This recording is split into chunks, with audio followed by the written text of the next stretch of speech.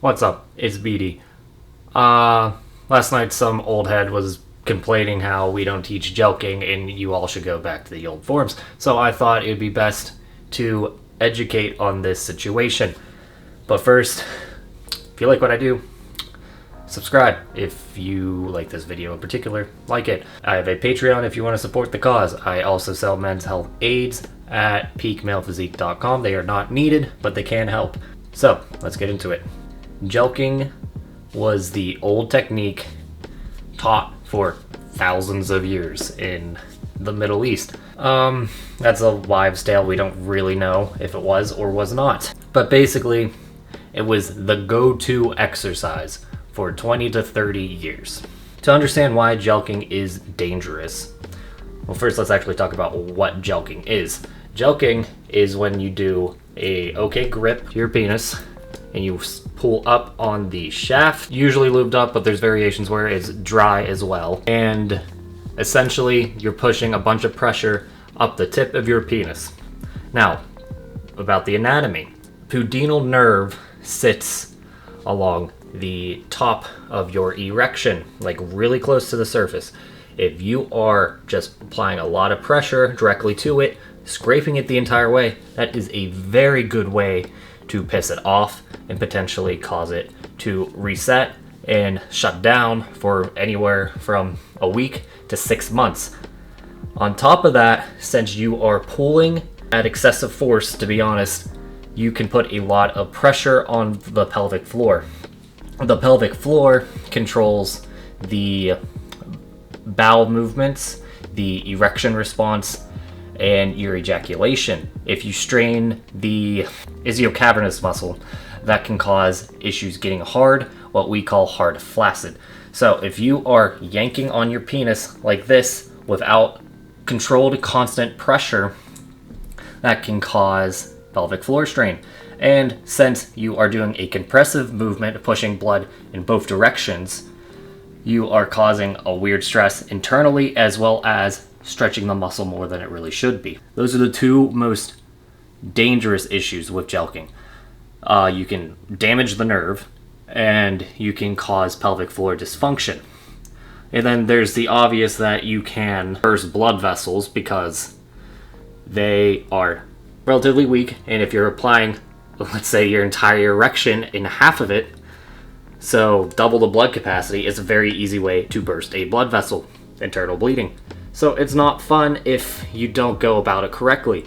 Now, disclaimer, I have jelqed for literally half of my PE career, never had an issue, but I only did 40 to 60% erect. I went very slow, and I focused more on time under tension than 1,000 reps like you would see in some routines. We don't teach Jelqing because it is hard to get right, and there's a lot of misinformation on what is safe. If you go on the old forums, you'll see routines saying you want to work up to 80 to 90% erect. That's insane, right? Because this pressure needs to build up somewhere. If you're already close to max capacity, why would you force it to almost double at the glance, right? It just sounds like a recipe for disaster. There are many alternatives for Jelqing, such as the V-Jelq, which will put no pressure on the nerve, and it will give the blood a way to come out of the penis because the dorsal vein also runs across the top. So all your blood enters from the center, all your blood enters from the center, essentially, works its way up, meets at the top, and comes back down. That's the main function of it. So if you apply too much pressure to the dorsal vein, nothing can come out. We use that to our advantage for exercises like clamping, but in these very high pressure, single spaced exercises, so like you're only working half the shaft, it's going to be a higher rate of failure compared to a static stretch or clamping. And clamping is still considered dangerous, but there's much easier ways to mitigate the risk. And also, jelqs kind of suck as an exercise. They're not a great stretcher because like you're slowly pulling down maybe a little bit past erect length for 1 second at a time. And then it's not really good for expansion because the pressure only builds up at the tip So you're only working the top half of your shaft, and some guys will literally call it a baseball bat dick from excessive jelqing.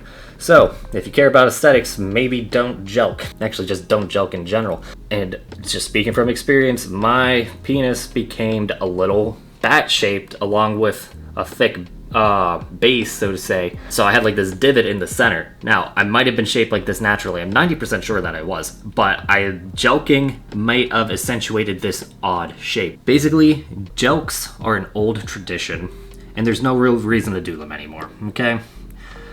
We've been at PE online for at least 30 years. It's time to evolve. We have tons of other more effective exercises. Let's let jelqs go by the wayside as what got many people into PE, but they're clearly better options. So,